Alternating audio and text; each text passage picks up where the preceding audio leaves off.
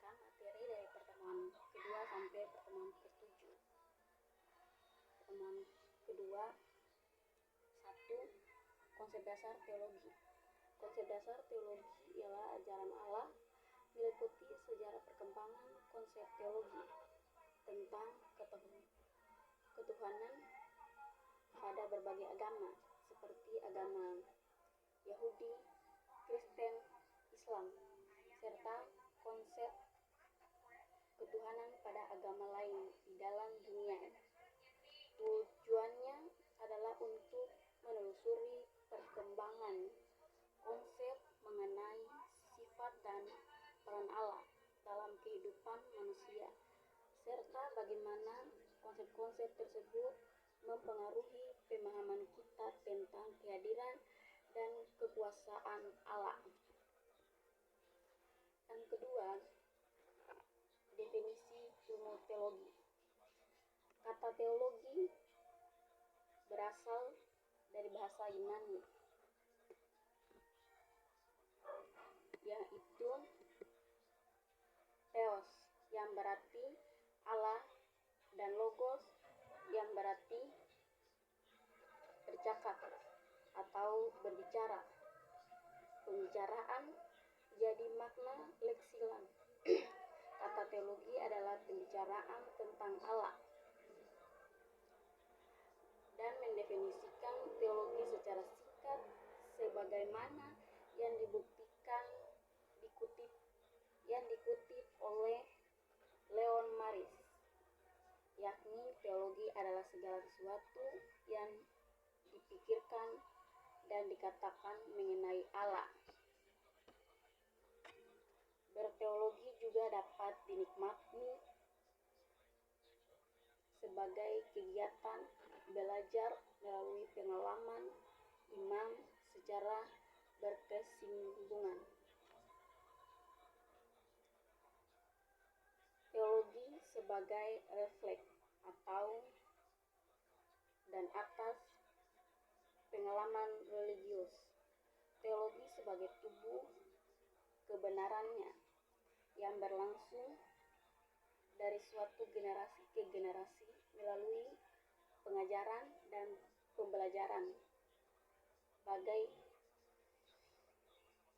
militer teologi dimulai dengan analisis pelajaran di mana pelajaran menyadari kebenarannya sebagai orang berdosa dan menjadi anak-anak Allah, mengenai anugerah Allah dan mampu hidup dalam ketaatan pada Allah.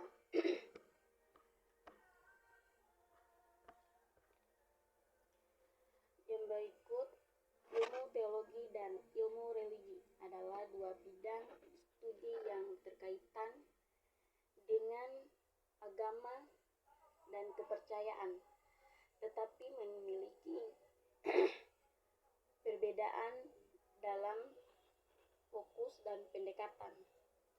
1. Ilmu teologi fokus pada doktrin dan ajaran agama.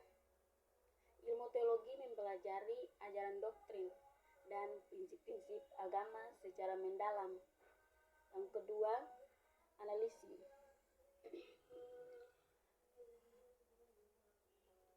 Histori. Ilmu teologi sering melibatkan analisis tekstual dan histori terhadap kitab suci, tradisi, dan sejarah agama. Yang ketiga, pengembangan teologi.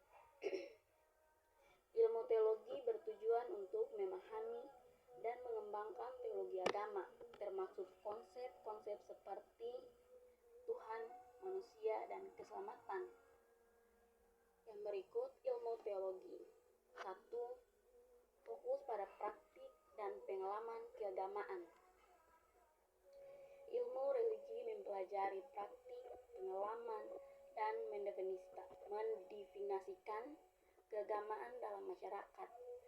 Yang kedua, studi komparatif.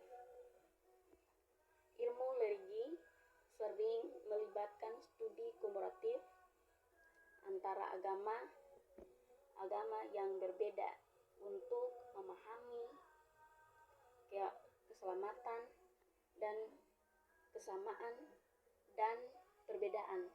Yang ketiga, pengamatan sosial dan budaya. Ilmu religi memperhatikan konteks sosial dan budaya di mana agama-agama berkembang dan dipraktikkan. Hubungan antara ilmu teologi dan ilmu religi. 1. Saling melengkapi. 2. Perbedaan dan fokus. 3. Interaksi antara teologi dan praktis. Yang berikut, ilmu teologi dan spiritual adalah dua konsep yang terkaitan dengan agama dan kepercayaan, tetapi memiliki perbedaan dalam fokus dan pendekatan. 1. Ilmu teologi fokus pada doktrin dan ajaran agama. 2. Analisis tekstual dan histori. 3. Perkembangan teologi. Yang berikut adalah spiritual, fokus pada pengalaman pribadi, pencarian makna dan tujuan, praktik dan ritual. Yang berikut hubungan antara ilmu teologi dan spiritual. 1. Saling melengkapi. Yang kedua, teori dan praktik. Yang ketiga, pengembangan diri. Dan pertemuan yang ketiga yaitu ilmu teologi sejarah gereja kuno dari abad 100 sampai 600 gereja kuno. 1. Periode Pragnike pada tahun 100 sampai 312. Iman Kristen menyebarkan sampai ke Suriah dan mendospolinasikan yang mendukungnya menentukannya dan bahasa Arami, bukan bahasa Yunani. Umat Kristen Arami hadir di Adibarne di utara Irak pada abad kedua. Kekristenan menyebar sampai ke Afrika Utara pada abad ke-3. Sudah tersebar ke seluruh kawasan Laut Tengah, mulai dari negara Yunani dan Antonilla sampai ke Jazirah Belakang di timur, bakal sampai ke Britania, daerah jajahan Romawi nun jauh di barat laut.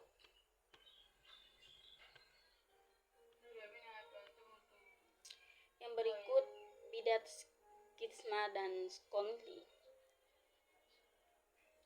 Ragam-ragam korinal kekristenan menghasilkan teologi-teologi yang bineka dan kadang-kadang saling saing. Para sastra Kristen purba menimbalkan semua amal maupun doktrin yang menyiapkan dan menyampaikan tradisi apostolic. Banyak undang-undang yang berkaitan dengan bidang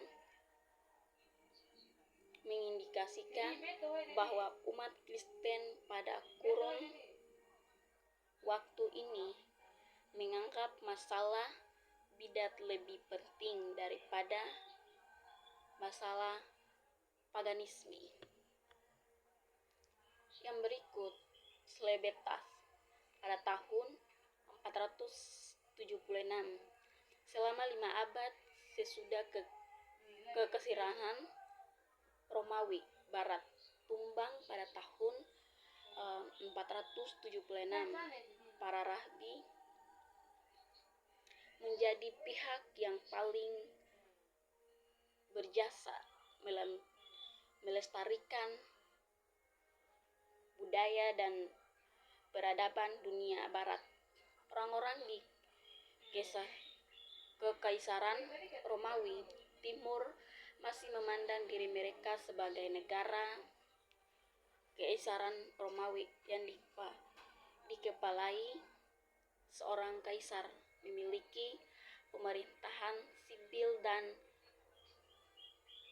sepasuka besar angkatan bersenjata. Yang berikut pada abad tahun 600 sampai 1500, abad pertengahan.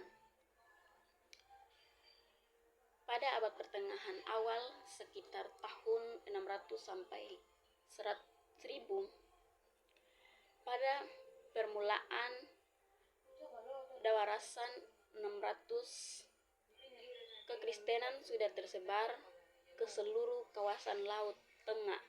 Meski demikian, antara tahun 632 sampai 750, negara-negara Khilafah Ismailiyah memaklumkan, menghindarkan, dan menghadiri perkotaan Asia.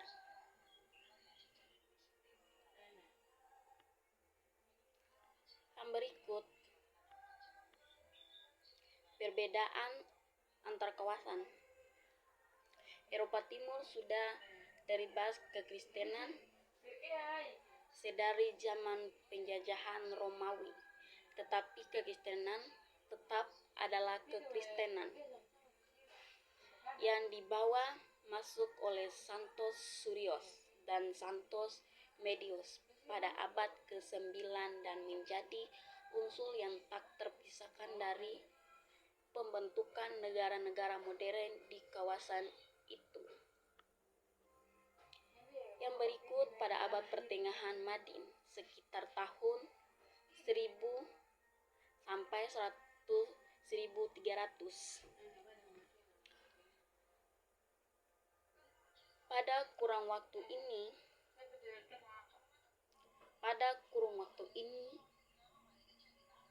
kegerejaan seorang pemula dan sejak ia dibaptis begitu terlahir ke dunia, tiap warga gereja diharapkan setidaknya banyak memahami syahadah para rasul dan doa Bapa Kami,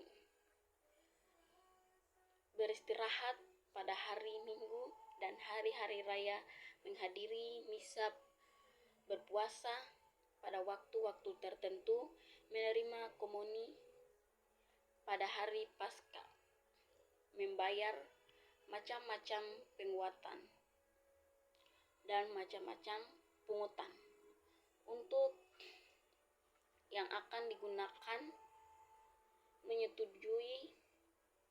menyetujui orang-orang yang bertumbuh serta mendapatkan ucapan pangusan di akhir hayatan.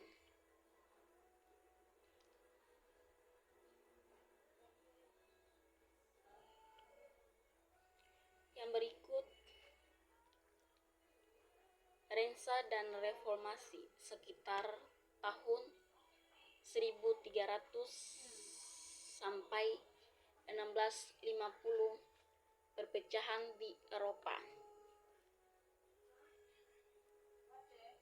Malapetaka abad ke-14 yang berat, yakni wabah, penyakit, musibah, kelaparan, kejemuhan, peperangan, dan kerusakan sosial, membuat orang-orang Eropa yakni bahwa kiamat sudah diambang pintu.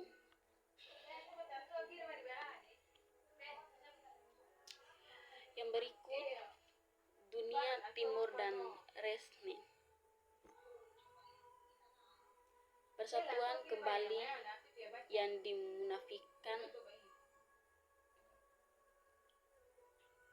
Gereja Ortodoks, Gereja Katolik, dan pada tahun 1452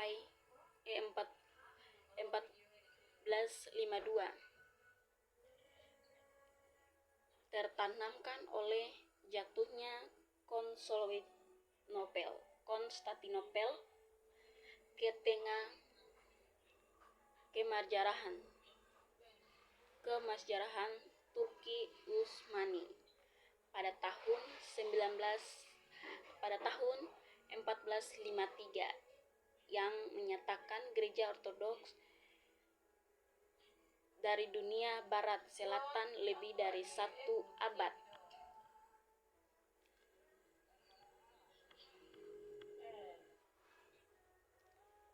Yang berikut pada pertemuan keempat, yaitu pada tahun 1500 sampai 1700 reformasi gereja dan perkembangan selanjutnya.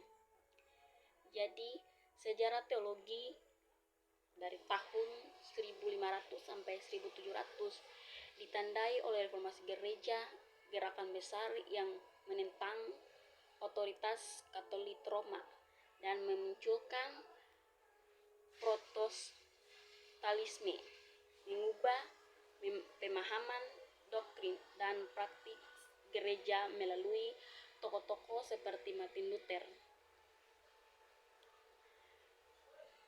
Periode reformasi gereja sekitar 1500 sampai 1700 adalah gereja dan gerakan keagamaan yang dipicu oleh ketidakpuasan terhadap penyimbang gereja Katolik seperti penjualan indukris dan korupsi, serta oleh gerakan humanisme yang menekankan rasionalitas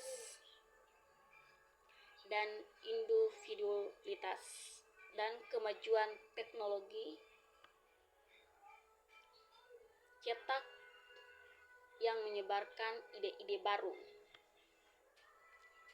1. Martin Luther pada tahun 1483 sampai 1546, seorang birawan dan profesor Universitas Jerman yang terkenal dengan menerbitkan 95 tesinya pada tahun 1517 yang menekankan induklesin dan menekankan keselamatan melalui imam. Yang kedua, Yohanes Calvin. Jadi pada tahun 1500 sampai 1564, seorang teolog dan reformator asal Prancis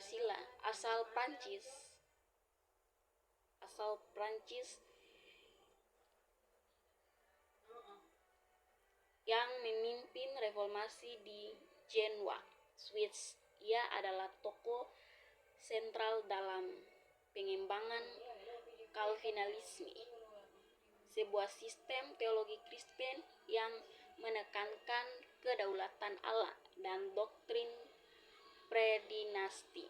Yang ketiga, Huldrych Jaila, reformator Protestan Swiss yang memiliki pandangan mirip dengan Martin Luther, menekankan doktrin dan praktik gereja Katolik. Yang keempat itu Raja Henry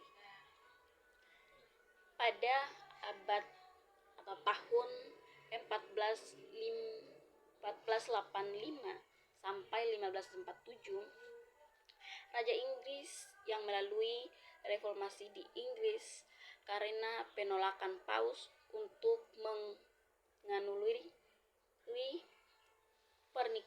pemerintahannya. Ia memisahkan gereja Inggris dari Roma, yang memungkinkan raja untuk memperoleh kekuasaan dan kekayaan. Yang berikut, pada tahun 1700 sampai 1960 zaman modern. Jadi pada zaman modern, sejarah ilmu teologi pada periode 1700 sampai 1960 di Indonesia dikenal sebagai zaman modern sekitar 1700 sampai 1960 dan ditandai dengan penekanan pada akal dan pengalaman, munculnya teologi liberal yang menekankan nalar dan ilmu pengetahuan, serta kebangkitan teologi. Dan pada periode ini juga melibatkan perkembangan teologi yang berfokus pada isu-isu sosial dan budaya, termasuk teologi pembahasan yang berbasis dan praktis. Itu satu tokoh-tokoh penting dan pengaruh. Yang pertama, Immanuel Kant dianggap sebagai bapa religius liberalisme modern yang menekankan manusia untuk mengenal Tuhan melalui penalaran. Dan yang kedua, Friedrich Schleiermacher diakui sebagai bapak teologi Protestan modern. Ia menekankan pengalaman keagamaan yang bersifat interaktif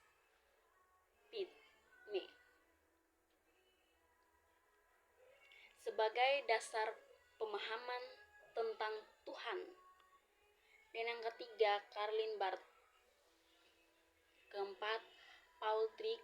Dan yang kelima, Karl Rahlen.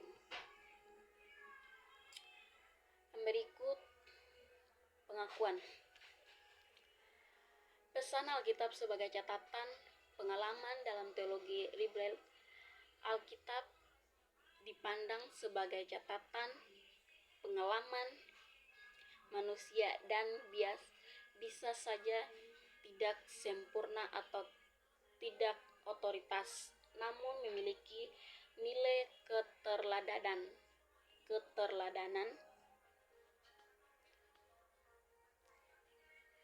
Dan selanjutnya, pertemuan kelima, yaitu sejarah perkembangan teologi Kristen pada tahun 1960 sampai sekarang. Pada periode ini, perkembangan teologi tidak hanya terjadi pada dunia bagian barat, tetapi juga Amerika Latin, Afrika, dan Asia. Dunia ketiga, teologi yang berkembang di zaman ini adalah teologi feminis. Perempuan dan teologi kulit hitam. Di Indonesia sendiri, pendidikan teologi juga mengalami perkembangan selama 3 periode. Periode 1 pada abad 19, sedangkan periode 2 pada abad ke-20.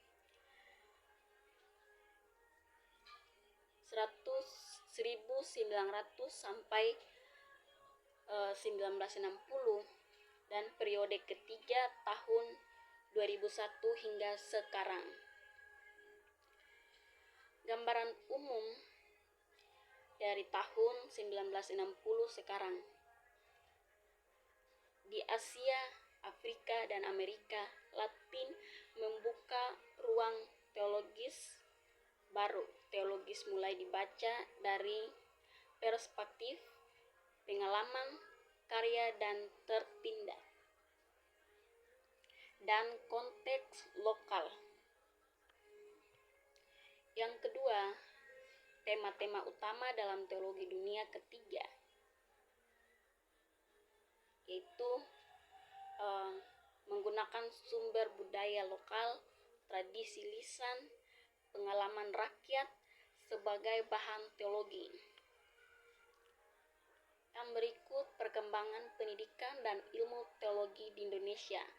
Secara garis-garis besar, sejak 1960, konteks awal dan warisan kolonial, pendidikan teologi di Indonesia berakar dan lembaga-lembaga misionarisme kolonial, seminari, sekolah Injil yang berdiri sejak abad ke-19 dan abad ke-20.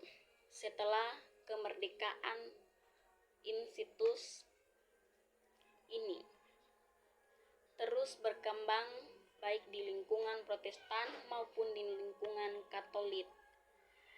Yang berikut ciri-ciri perkembangan ilmu teologi di Indonesia hari ini seperti pendekatan. Ada teologi akademisi, tradisional, teologi kontekstual, menekankan budaya lokal, misteologi, Maluku, Papua, Jawa, dan lain-lain. Teologi pembahasan, keadilan, sosial dan lokal, teologi fenomisi Indonesia, serta teologi gereja Kristalisme yang berkembang pesat. Yang berikut adalah ilmu teologi di dunia ketiga.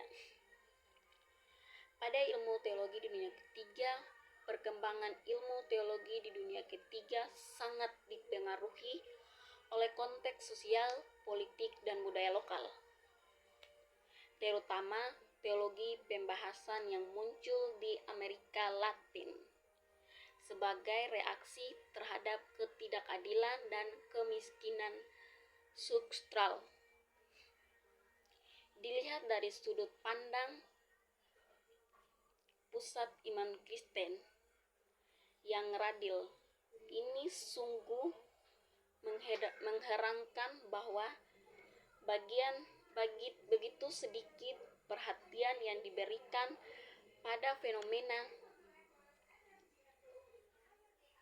teologi dunia ketiga dalam wacana teologis Eropa, Amerika Utara.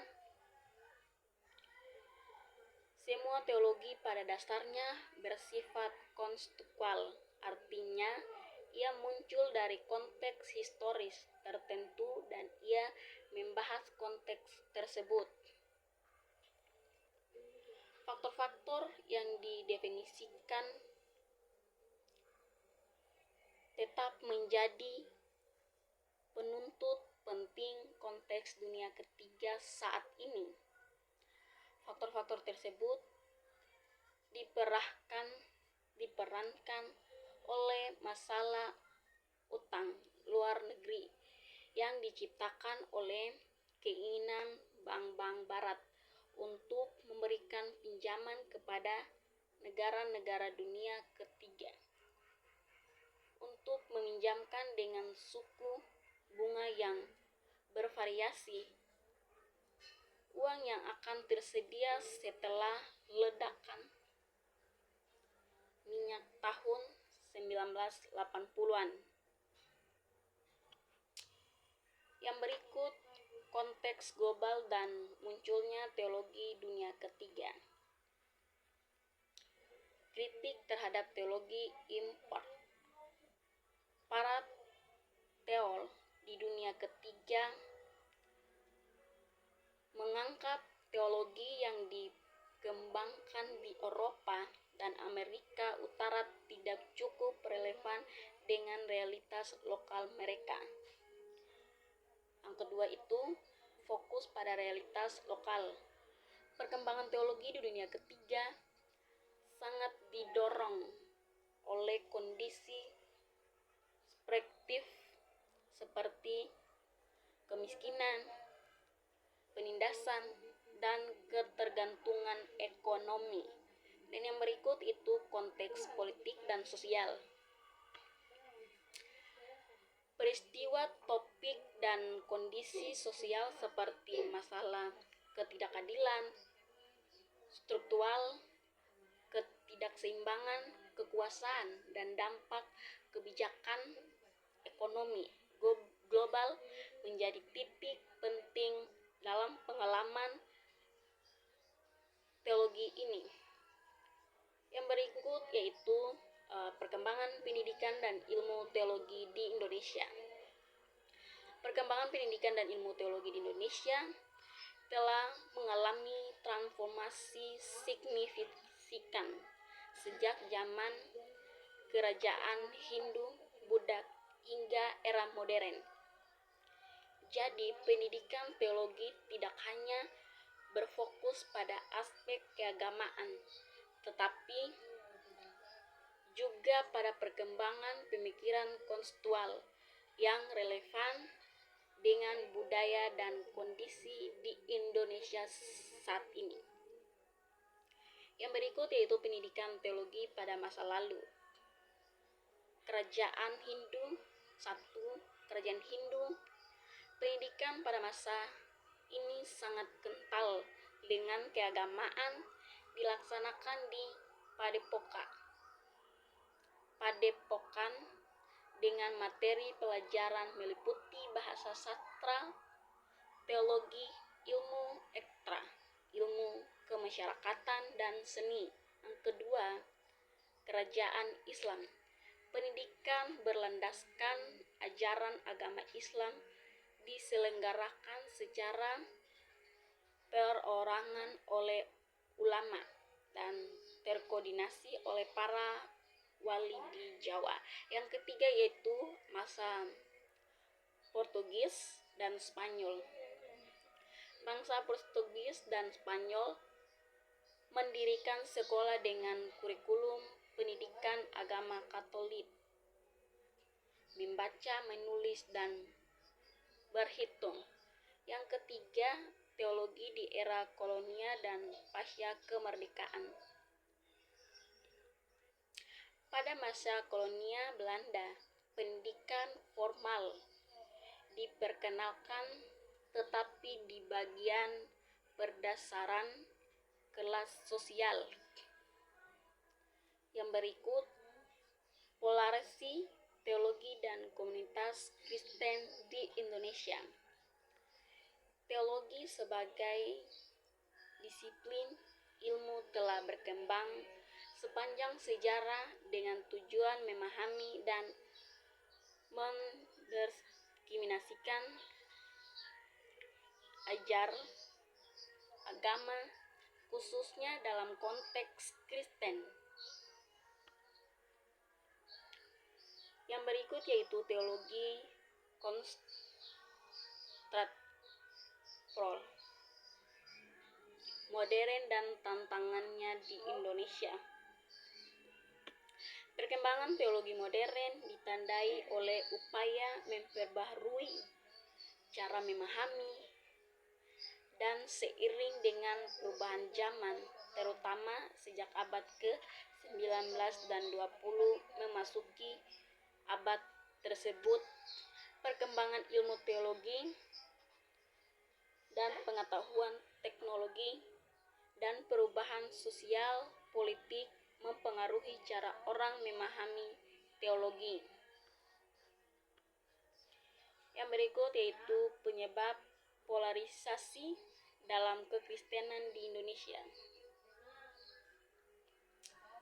Dalam perkembangan kekristenan mengalami sebuah polarisasi yang tak terduga, dan polarisasi tersebut dilatar belakangi di faktor sebagaimana yang disebut Joe Barry.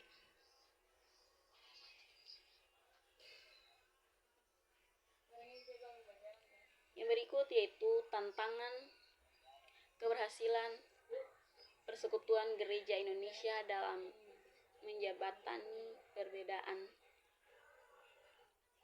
Persekutuan Gereja-Gereja di Indonesia (PGI)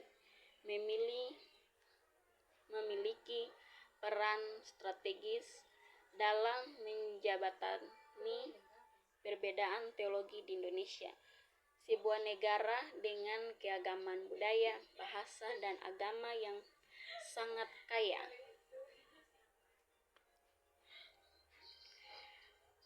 Yang berikut pertemuan ke-6 itu perkembangan pendidikan dan ilmu teologi di Indonesia. 1. Masa kolonial Belanda. Pada masa kolonial Belanda, lembaga pendidikan teologi pertama yang berdiri adalah untuk kepentingan misi Katolik dan Protestan. Belanda melalui misi Zending mendirikan sekolah-sekolah misi seperti Zending School dan seminari teologi seperti STT Duta Wacana yang awalnya berbasis di Belanda. Pendidikan teologi pada masa ini sangat dipengaruhi oleh orientasi Barat dan lebih banyak digunakan untuk pendidikan para penginjil pribumi. Yang kedua, masa kemerdekaan. Setelah kemerdekaan, umat Kristen mulai mendirikan lembaga-lembaga pendidikan teologi independen. Beberapa sekolah tinggi teologi STT yang terkenal berdiri seperti STT Jakarta didirikan pada 1934 dan berkembang pesat setelah 1945, dan STT Duta Wacana di Yogyakarta, seminar Katolik seperti Seminari Tinggi Pinelge dan Kentungan. Pendidikan teologi mulai berkembang sebagai bagian dari gerakan nasional dan kontekstual teologi di Indonesia. Dan yang ketiga, masa Orde Baru. Pemerintah Orde Baru mengontrol ketat dunia pendidikan, termasuk pendidikan teologi. Lembaga-lembaga teologi harus menyesuaikan diri dengan kebijakan terhadap agama dan kurikulum nasional. Meskipun demikian, STT tetap berkembang dan banyak penghasilan pemikiran teologi kontekstual yang mengatakan isu keadilan sosial, kemiskinan, dan pluralisme. Yang keempat itu reformasi dan era modern. Reformasi membuka ruang kebebasan yang lebih luas bagi pendidikan reformasi dan teologis. Banyak STT dan fakultas teologi membuka program-program prasarjana, penelitian, dan memperluas kerja sama internasional. Selain itu, muncul teologi kontekstual Indonesia yang membahas isu-isu lokal seperti teologi agraria, teologi perempuan, dan teologi lintas agama. Yang berikut yaitu peran lembaga pendidikan teologi Indonesia. 1. Mempersiapkan tenaga pelayanan gereja. 2. Pusat pengembangan ilmu teologi. Dan yang ketiga, mendorong kontekstual Injil. Yang keempat itu pembentukan karakter dan spiritualitas. Yang kelima, mendorong dialog antara agama dan toleransi. Yang keenam, memberdayakan jemaat dan masyarakat. Yang ketujuh, mengkritisi isu sosial dan politik. Yang kedelapan, menjadi mitra negara dalam pendidikan dan pengembangan. Yang berikut, tantangan dan prospek ilmu teologi di Indonesia. Satu, yaitu tantangan ilmu teologi di Indonesia, tantangan multikultural dan multiagamaan. Indonesia adalah negara dengan keberagaman agama, budaya, dan etnis. Teologi sering dipandang memilih suatu agama tertentu, sehingga tantangannya adalah sebagai ilmu teologi bisa berkontribusi tanpa menimbulkan sekat atau yang berlebihan. Kurangnya minat generasi muda. Perkembangan zaman membuat generasi muda lebih tertarik pada bidang ilmu terpandang. Bidang teologi kadang dianggap kurang relevan dengan kebutuhan praktis, sehingga minat untuk menekuni studi teologi relatif rendah. Yang berikut yaitu tantangan globalisasi dan sekularisasi. Arus globalisasi membawa nilai-nilai sekular yang kadang menggeser pemikiran religius, pendidikan teknologi, atau pendidikan teologi. Perlu menghadapi tantangan ini dengan merumuskan pendekatan baru agar tetap relevan di tengah perkembangan ilmu pengetahuan modern. Yang berikut yaitu pandangan dan kualitas lembaga teologi. Banyak sekolah tinggi atau fakultas teologi di Indonesia yang menghadapi keterbatasan fasilitas, tenaga pengajar, dan dana. Hal ini mempengaruhi terhadap kualitas riset, dipublikasi, dan perkembangan kurikulum teologi.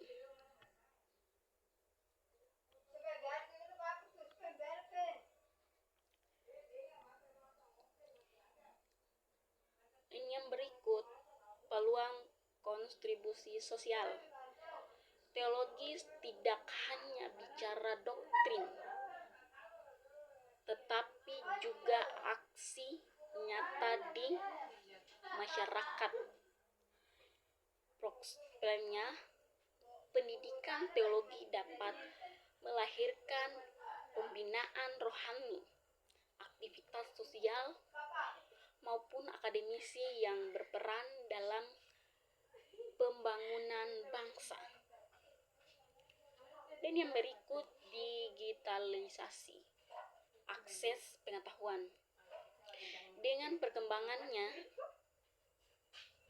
teknologi digital, teologi memilih prospek untuk disebarkan lebih luas melalui learning, publikasi digital, dan formulir akademisi internasional.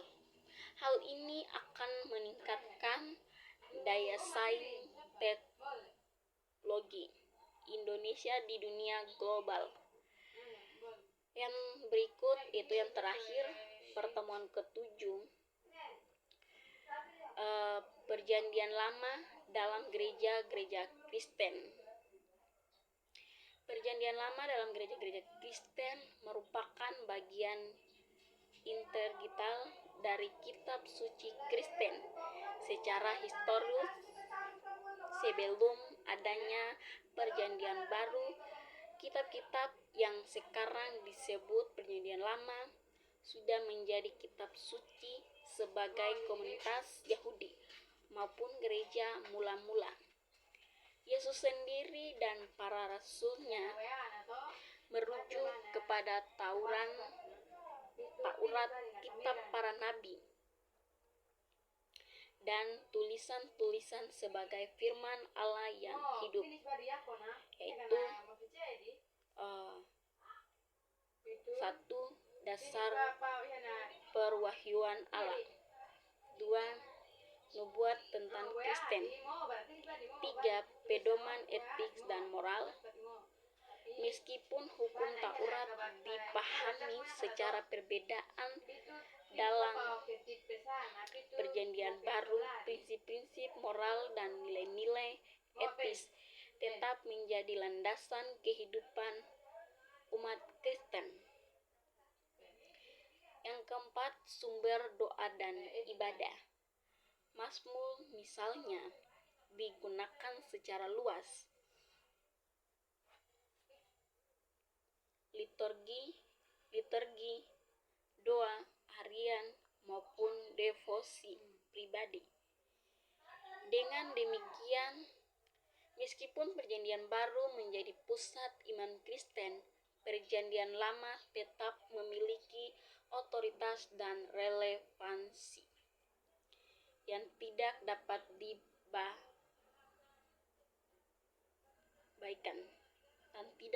diabaikan. Yang berikut yaitu sejarah penerimaan Perjanjian Lama dalam gereja. 1. Gereja mula-mula. Gereja perdana menggunakan Perjanjian Lama sebagai kitab suci umat. Yesus dan para rasul kerap mengutipnya sebagai otoritas ilahi. Injil Matius misalnya secara ekstrim menegaskan bahwa peristiwa-peristiwa dalam kehidupan Yesus adalah penggenapan nubuat Perjanjian Lama. Namun sejak abad kedua munculnya tantangan dari tokoh seperti Marcion yang menolak Perjanjian Lama karena dianggap mengembarkan Allah yang berbeda dengan Allah kasih dalam Yesus Kristus. Gereja menolak ajaran ini dan menegaskan bahwa Allah berjanji dalam Perjanjian Lama dan Perjanjian Baru adalah satu dan sama. Yang kedua, abad pertengahan,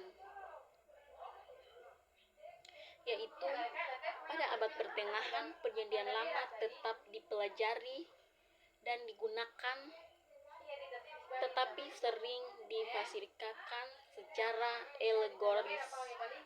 Para teolog seperti Agustinus menekankan bahwa Perjanjian Lama adalah bayangan atau tanda yang menunjukkan kepada Kristen. Yang ketiga yaitu reformasi. Reformasi seperti Martin Luther dan John Calvin sangat menekankan kembali otoritas kitab suci, termasuk Perjanjian Lama. Luther menekankan nilai teologis, mazmur dan nubuat, meskipun ia lebih menonjolkan Injil sebagai inti keselamatan.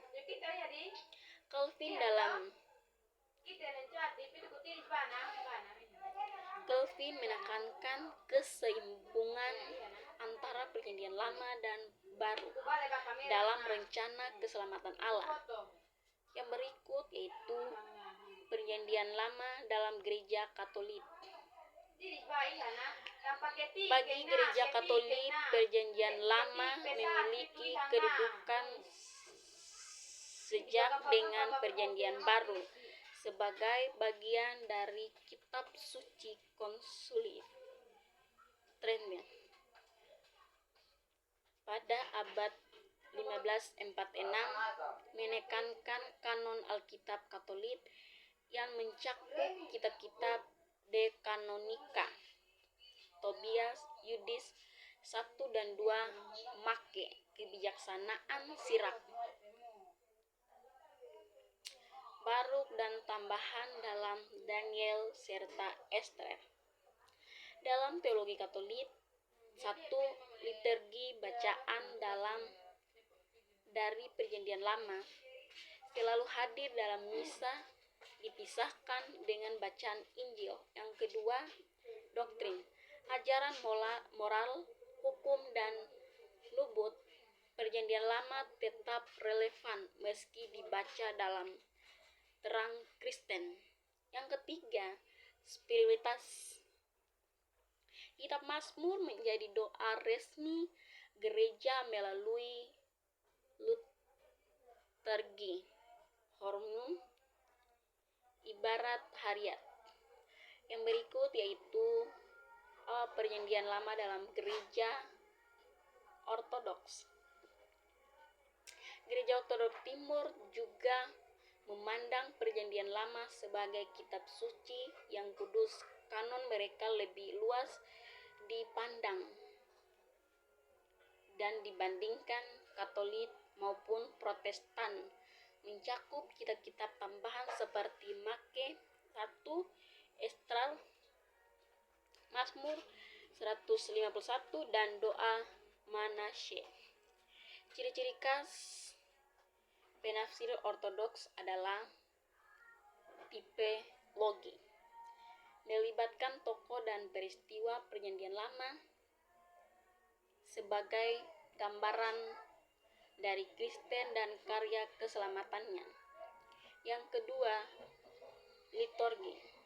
Perayaan-perayaan besar seperti Paskah dipahami sebagai penggenapan dari peristiwa Perjanjian Lama. Yang ketiga, ikonif. Banyak ikon ortodoks menggambarkan kisah-kisah Perjanjian Lama sebagai bagian dari sejarah keselamatan.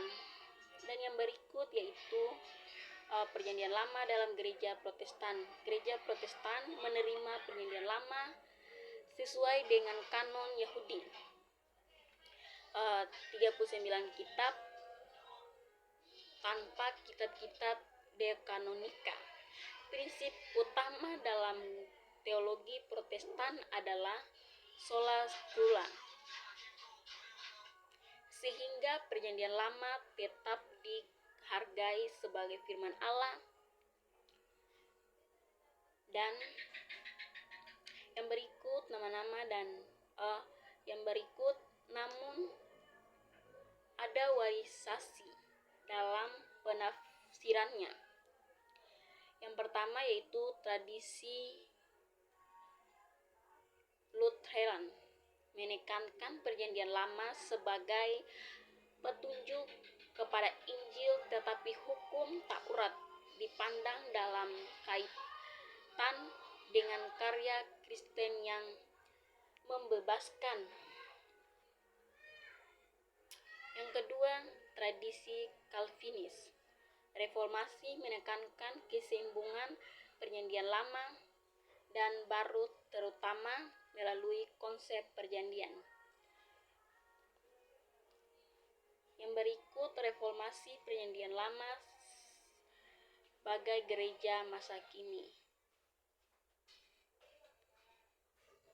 Meskipun lahir dari konteks Israel kuno, Perjanjian Lama tetap relevan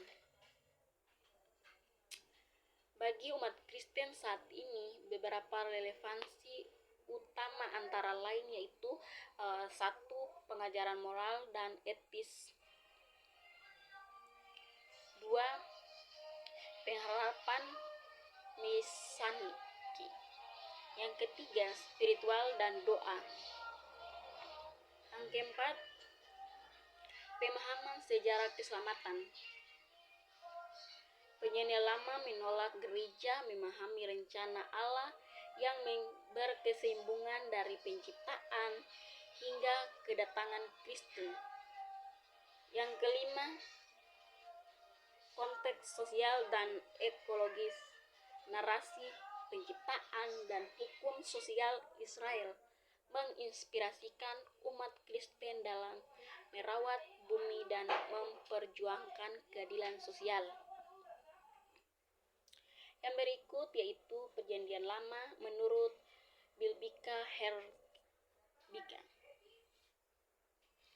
Perjanjian Lama menurut Bilbika Herbika merupakan teks Ibrani yang menjadi dasar kanon Yahudi dan sekaligus fondasi Perjanjian Lama.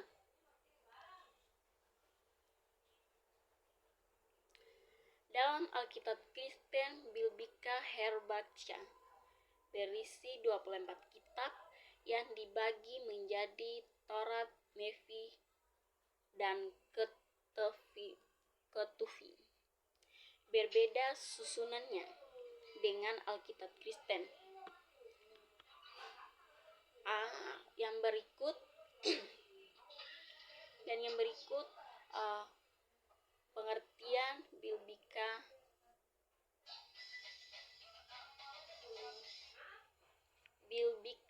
Hebrakian. Bilbika Hebrakian adalah istilah Latin yang berarti Alkitab Ibrani. Istilah ini mencakup para teks kitab suci dalam bahasa Ibrani dan sebagian kecil Aram yang menjadi dasar Perjanjian Lama dalam tradisi Yahudi. Teks ini disebut Tanakh singkat dari Torah atau Taurat, 5 kitab Taurat Musa, dan Nefi, nabi-nabi, kitab sejarah dan nubuat. Ketuvim yaitu tulis atau tulis-tulis yang mencakup Mazmur, Amsal, Ayub, dan lain-lainnya. Yang berikut yaitu struktur Perjanjian Lama dalam Bilbika Herbika. Perbedaan utama Bilbika Herbika dengan kitab Kristen terletak pada pembagian kitab, yaitu 1 Taurat atau Taurat. Yang pertama Kejadian, Beresyit, dan Keluaran, Shemot, dan Imamat, Vasger, Bilangan, Bamidbar, Ulangan, Devarim. Dan yang berikut yaitu perbedaan Bilbika Herbika dengan Perjanjian Lama Kristen. 1. Jumlah kitab. Bilbika Herbika Tanakh yaitu 24 kitab. Kristen Protestan 39 kitab. Katolik dan Ortodoks 40 kitab termasuk Deuteronika. Urutan kitab Bilbika Herbika: Taurat, Nabi, tulisan Kristen, Taurat, sejarah, hikmat Nabi. Teologis. 1. Dalam Yahudi, penekanan utama adalah Taurat. Dalam Kristen, penekanan utamanya adalah nubuat yang menunjukkan kepada Kristen, yaitu yang berikut. Signifik Bilbika Herbika bagi studi biblikan: teks alsi, kritik teks, hermeneutik, dialog iman. Dan yang berikut yaitu relevansi bagi gereja Kristen masa kini. Mempelajari Perjanjian Lama menurut Bilbika Herbika menolak gereja untuk 1. Menghargai akar Yahudi dalam iman Kristen. Dan yang kedua, memahami Yesus sebagai penggenapan nubuat dari konteks aslinya. Yang ketiga, menghindari kesalahan pemahaman trafis dan muncul dari terjemahan semata. Dan yang keempat, mengutamakan iman umat Kristen melalui pemahaman sejarah keselamatan yaitu tubuh.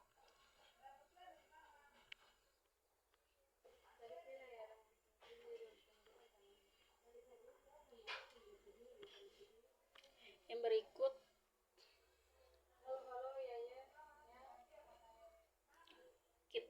kitab Perjanjian Baru. Kanon Perjanjian Baru terdiri dari 27 kitab yang dibagi menjadi beberapa kelompok.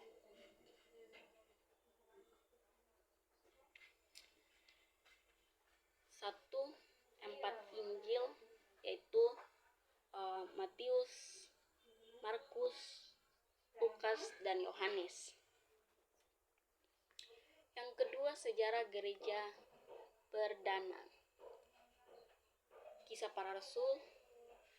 Dan yang ketiga, surat-surat Paulus, 13 atau 14 kitab tergantung. Ibrani, Roma 1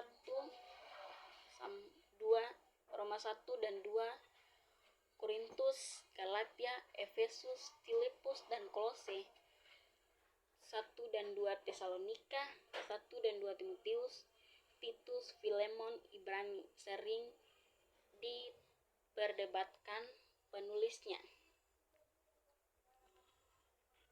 4. Surat-surat kanon,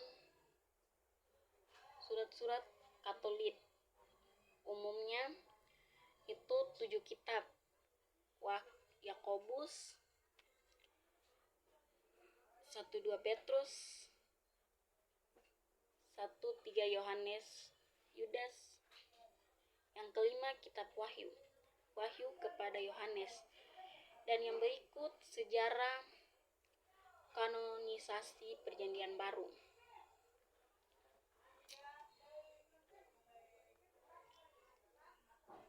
Tulisan-tulisan Injil dan surat-surat Paulus beredar di komunitas Kristen. Tidak ada daftar resmi, tetapi kitab-kitab tertentu mulai dipandang memiliki otoritas rasuli. Dan yang kedua, daftar kanon awal pada abad 2-4. Sekitar 1170 memuat sebagian besar kitab Perjanjian Baru, dan pada abad 4 membagi kitab ke dalam kategori diterima, diperdebatkan, dan ditolak.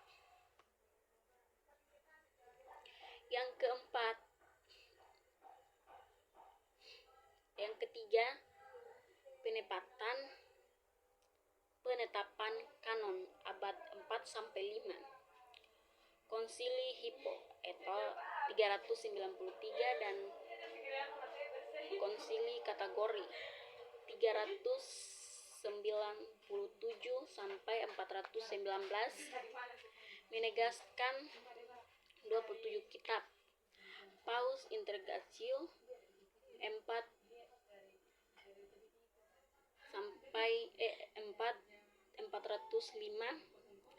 menegaskan daftar tersebut. Yang keempat, Konsilitas Trent 1546. Gereja Katolik menegaskan kembali 27 kitab Perjanjian Baru dalam menghadapi reformasi Protestan. Dan yang berikut, Perjanjian Baru menurut Katolik Roma. 1. Kanon 27 kitab Perjanjian Baru diterima penuh. Dan yang kedua, penafsiran. Katolik menekankan kitab suci dibaca dalam terang tradisi suci dan magisterium gereja. Dan yang ketiga, liturgi. Perjanjian Baru menjadi inti bacaan misa, khususnya Injil. Dan yang keempat, doktrin. Banyak ajaran Katolik, misalnya sakramen, kepausan, dipahami melalui interaktis Perjanjian Baru yang selaras dengan tradisi. Dan yang berikut yaitu Perjanjian Baru menurut Protestan. 1. Kanon 27 kitab sama seperti Katolik tanpa tambahan. Dan yang kedua, penafsiran prinsip sola scriptura. Alkitab sebagai satu-satunya otoritas imam. Dan yang ketiga, liturgi, khotbah dan pembacaan kitab suci, terutama Perjanjian Baru, menjadi pusat ibadah. Dan yang keempat yaitu doktrin, penekanan pada keselamatan oleh imam sola fide dan Kristus sebagai satu-satunya penaratan. Yang berikut yaitu persamaan dan perbedaan. 1. Persamaan. Kedua, tradisi menerima 27 kitab Perjanjian Baru, Injil dan surat Rasul menjadi dasar imam. Perjanjian Baru dipandang sebagai puncak wahyu melalui Yesus Kristus. Dan yang kedua, perbedaan. Katolik menafsirkan kitab suci dalam terang tradisi dan menginstrumentasi. Protestan menekankan otoritas kitab suci ini sendiri. Liturgi Katolik lebih terkait pada bacaan resmi dalam misa. Protestan memberi kebebasan lebih luas pada khotbah dan pembacaan.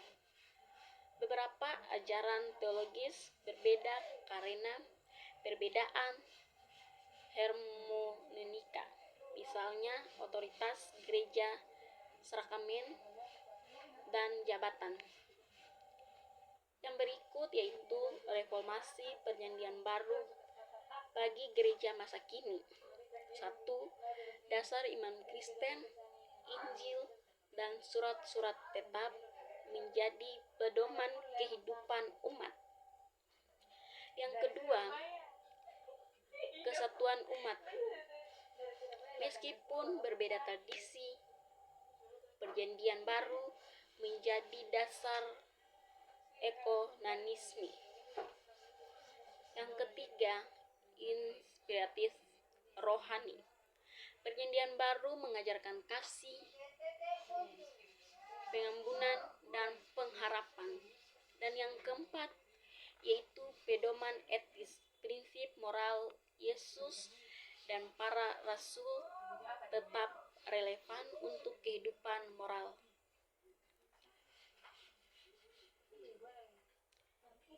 Ya, mungkin itu saja yang saya menyampaikan dari materi pertemuan kedua sampai pertemuan ketujuh. Terima kasih.